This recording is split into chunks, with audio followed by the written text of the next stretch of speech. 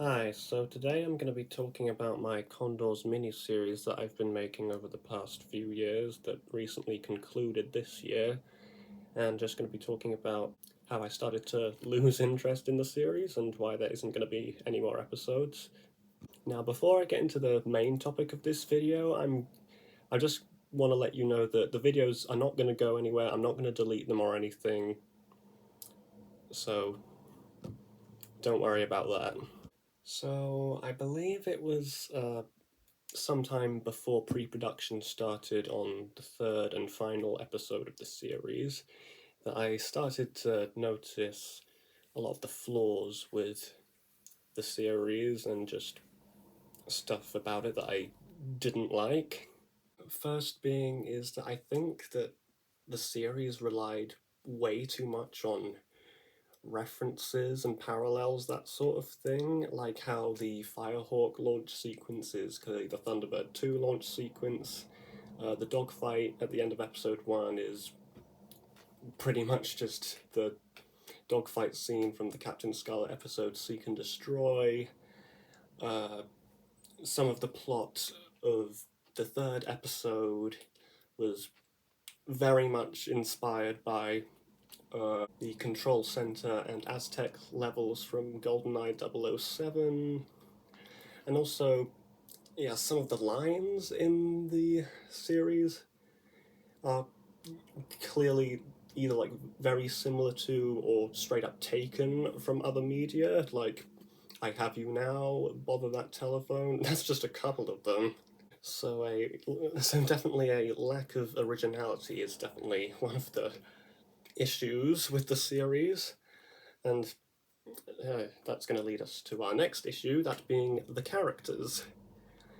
And yeah, so the characters, there really isn't a whole lot going for them, nothing really interesting about them. So let's take Dr. Blake for example. So, well, what do we know about him? Well, he likes vintage cars and he cares about human life, but there really isn't a whole lot else to him. Then, yes, talking about other characters, there's Deke Foster, who I don't think we get much info about him at all. Like, there's the band he likes, but I guess there isn't. Yeah, I don't think we hear anything else about him. Then, uh, what do we know about Edmund? Well, he's a mechanic. Yeah. Um, oh, and yeah, we'll come to another thing about Edmund later.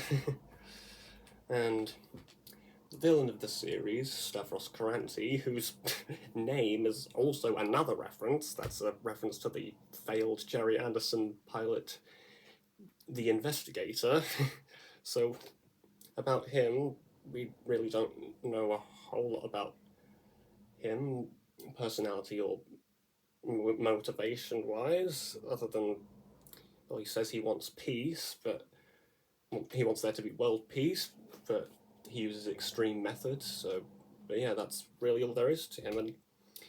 And then all the other characters in the series, there's really pretty much almost nothing going for any of them. So, yeah, who would be interested in these characters? Who would want to learn more about them or anything like that? Now, we're going to get a bit more in detail about a lot of the problems that I have with, like, the stories of the episodes themselves. Okay, first up, okay, we're just in the first scene of the show, and there's already a problem I have, and that is, why did Blake hyperventilate when he was shown the picture of Stavros? Because, like, the backstory he then tells doesn't sound traumatic or anything, so why did he react in that way? And then next, still in episode 1, there's also that Stavros had no way of knowing whether or not Mr. Berlioz would warn the Condors of the trap, so that's a, yeah. And then his backup plan involves not chasing after the Condors to get the painting back from them, but shooting at them with drones. I don't understand why he did that of all things. Okay, moving on to episode 2, we have a scene after the tank is stolen. The character Shiro foreshadows betraying Stavros, though that never ends up happening at all, because after he fails, the Kranti Alliance abandon him. So what was the point of hearing Shiro's plan of using the tank for his own plans when that didn't get a chance to happen? And we didn't need to hear that, because that was just his inner monologue. That you could cut that out and not much would be changed. And then for the end of episode 2, we get so Edmund's garage project is powerful enough to disable the latest Russian war machine. Really? How is that possible? That just doesn't make any sense. And like, Shiro was like completely overpowering the Russian army when he was stealing the tanks, so why he was struggling so much to fight Edmund, I don't understand. Of course, the silver was like faster than the tanks, but still, yeah. Moving on to episode 3, so near the beginning, when Jimbo pretends to leave, yeah, he says the reason he leaves is literally, and I quote, due to personal reasons.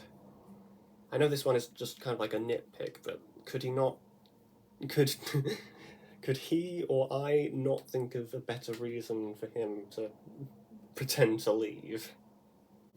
Though at one point during ideas, I think there was going to be a part where he would like pretend to do, where Blake would have set up something for him to do something bad, so it would look like that Blake was firing him, but I ended up not doing that. And then, like, in like the scene after that, we get the part where Jimbo is visited by the Kranti Alliance agent Orin, but a big problem with that is, how did Jimbo know that Orin was going to visit him? And this whole plot of like Jimbo infiltrating the Kranti Alliance is just, yeah, it's riddled with a lot of flaws. We are not shown at all how he found out the destruct code for the satellite. We've just got to assume he found that out in some way, but we're not shown how. And then the Kranti Alliance just trust Jimbo with no doubts. When he pretends to defect to them, you'd think they'd be at least a little bit suspicious, but not at all. And then a bit later on in the episode, it's revealed that Edmund is a hacker now. Like, that wasn't something that was established before at all. Yeah, all we knew about like Edmund's talents is that he's a mechanic and he builds stuff, but there was nothing at all to imply that he was a hacker at any point in the series before this. And then, like, near the very end of episode 3, in the scene when Stavros and Blake fall down the hole, so if anyone was wondering why Stavros died from the fall and why Blake didn't, it's because, like, the idea was that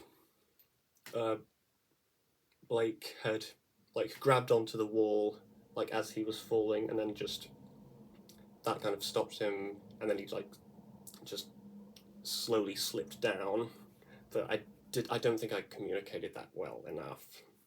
And finally, I guess another problem that might have possibly doomed the series from the start is how, for whatever reason, I just really, really struggle to come up with ideas for stories. I don't know why this is, but it's it's just like a problem that has plagued me for years and really annoys me because I I really want to make stories, and when I do have ideas, I'm usually not too satisfied with the outcome. Yeah, which is always very disappointing. And of course, some people will probably be say something like, "Okay, but just yeah, keep on practicing because the more you practice, the better you get." But that's really hard because like the whole thing is like it's gonna be really hard to improve my writing skills when coming up with ideas for stories is just so hard in general. And like for example, this year I had my exams at college, and for one of the English exams, one the final question was to write a story, and I was like, I don't know what to do. Though thankfully there was another option to just like write a description of something, and I just went with that because I could not come up with a story. Yeah, and also in like very late 2024 and early 2025, I was actually trying to write a novel, though that didn't go well at all because so what happened is like I was able to write the first attempt of the first chapter, uh, and then I started writing the second chapter, but then at some point during then I just completely ran out of ideas of how to get the story to the next point, and just like ran out of like so many ideas for the story in general. So yeah, and I've not worked on that story since then, if you're wondering.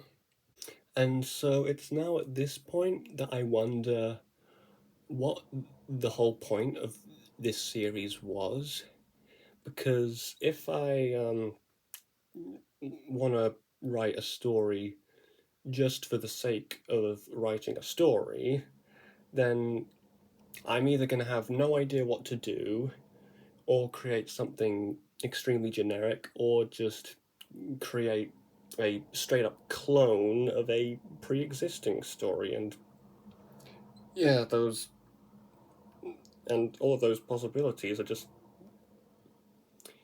gonna leave me feeling disappointed at the end of the day. So, I think that was everything that I wanted to talk about Condors in this video. Now, in case you're wondering, will this be my final ever attempt at making a series or stop motion short films in general? Well, only time will tell. Thank you for watching, have a good day, and wherever you are, God bless.